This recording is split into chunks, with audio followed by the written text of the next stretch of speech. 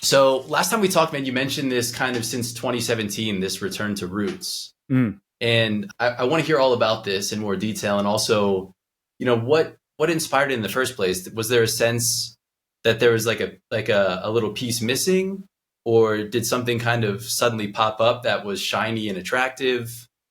What was the impetus? Yeah, I mean, I grew up primarily in New Zealand, mixed Japanese New Zealander, and I never felt like I fitted in. Like I felt I didn't have the language for it then, but now we would say I felt othered.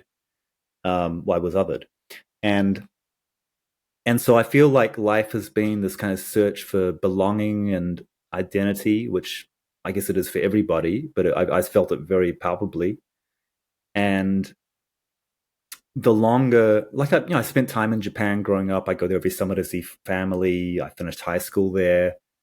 I didn't imagine I would live here, but over, I would say at this point, the last 10 years almost, I became more and more drawn to Japan as I got older. And I used to say that I felt like Japan was my spiritual home and New Zealand was my body's home, having been born and raised there.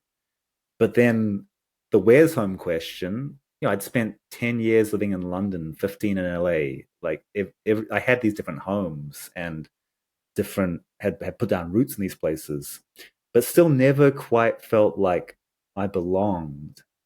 And that was the question. I think the gateway turning point was an ayahuasca ceremony in LA, Mm. and that was pretty revelatory and profound, and led me to, for me, that kind of directly led to an opportunity in LA where I did my first production of a concert, composing music and performing music, which was very much themed around my Japanese roots, and bringing that into the narrative in a way I'd never done before. I'd always been too scared to do that before because it felt too personal and too vulnerable.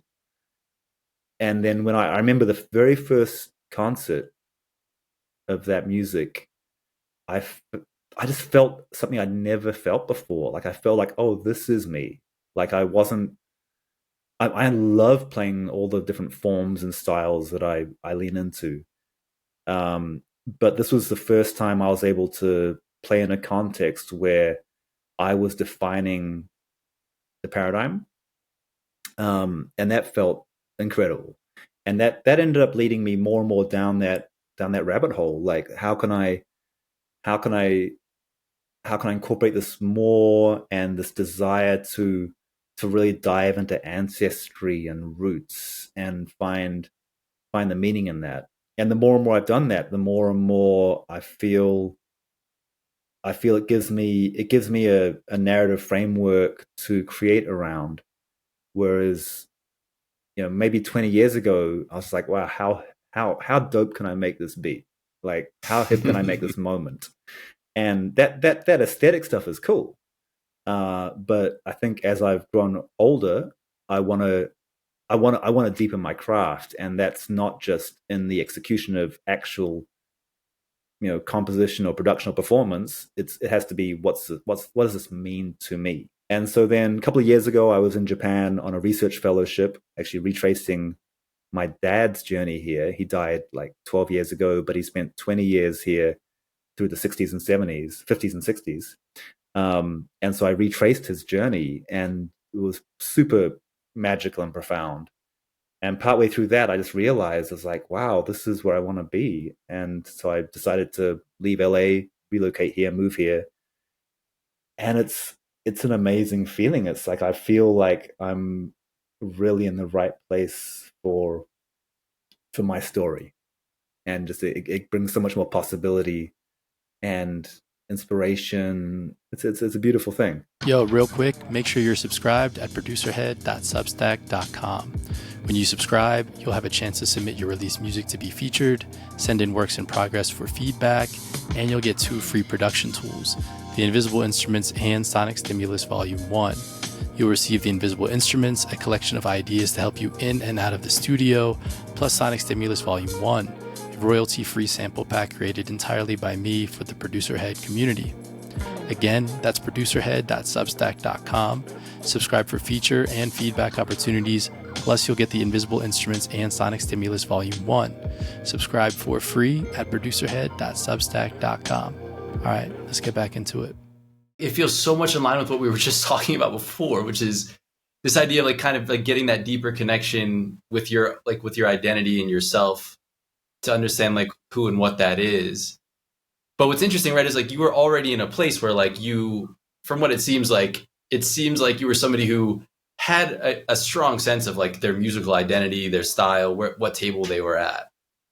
But then it's like now, as you kind of went through this kind of like retracing your dad's, like part of your dad's life, maybe better understanding or having more information about the context of his life and therefore your own life, that now you've like kind of broke the ceiling or the floor on that, however you want to think about it.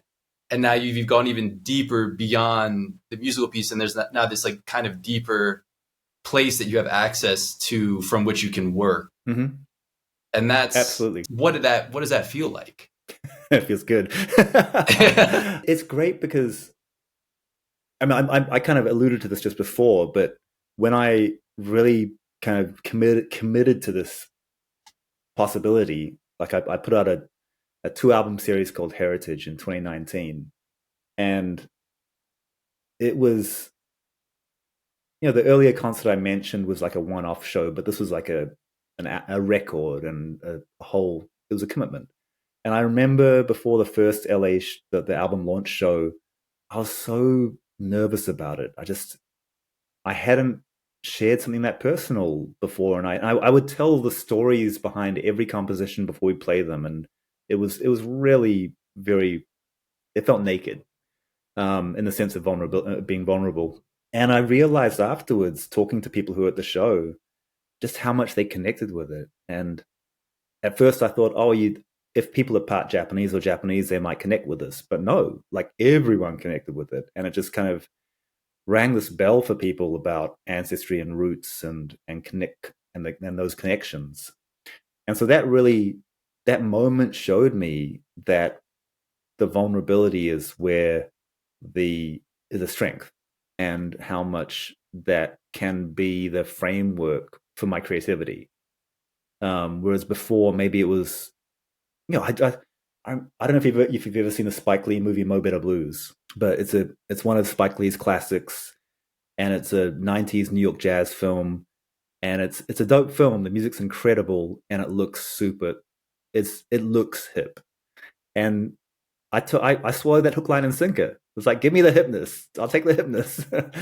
And then same with club music. Like there was a lot of things I loved about that, which were not just the music. It was the culture and the aesthetic of the culture.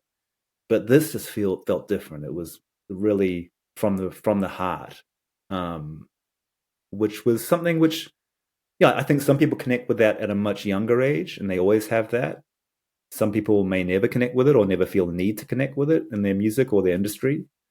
But for me, it's become like a lifeline, for sure. It just sounds like it's such a lasting and deep impact, that process. And I'm wondering, has anybody told you, or like, what do you think maybe people that your friends, family, the people that you work with, like, are there visible, noticeable things from their perspective, you think, after, like kind of before and after you had kind of gone through this process? Yeah, I think so. I mean, I definitely, one of my closest friends in LA who came to the very first show I did of this material, I remember him saying straight after the show, like, this is a mark I've never seen before.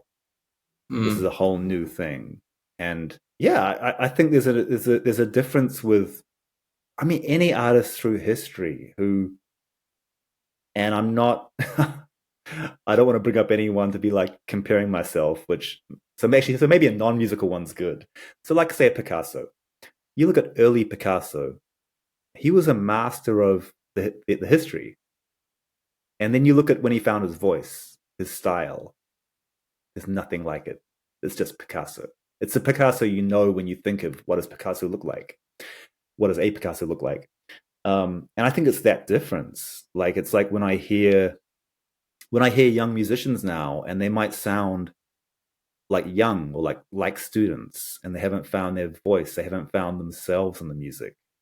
It's pretty clear. And then when they do, it's a whole different thing. And then it's interesting because when that happens, the kind of the objective excellence of execution, like how good are they, matters less because I'm hearing your voice, which is kind of like when like Miles Davis would play his trumpet and he'd crack a lot of notes. And a purist trumpet player would be like, yeah, but Miles was always cracking notes. That's not correct. But that's part of him. That's his sound, his story, his style, his personality, and so you take it. It's like that's you wouldn't want to be without it. So yeah, that kind of when the when the student reaches a certain level of mastery and finds themselves in that, then there's a vulnerability to be able to show your shortcomings or your blemishes or your warts, and it's like this is who I am.